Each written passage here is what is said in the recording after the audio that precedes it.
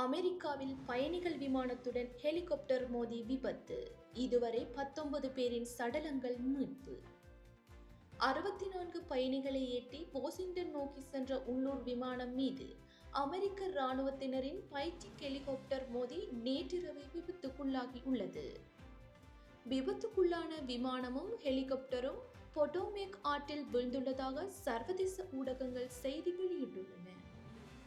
குறித்த பயணிகள் விமானத்தில் 64 பயணிகளும் 2 விமானியும் விமான பணியாளர்களும் இருந்துள்ளனர்.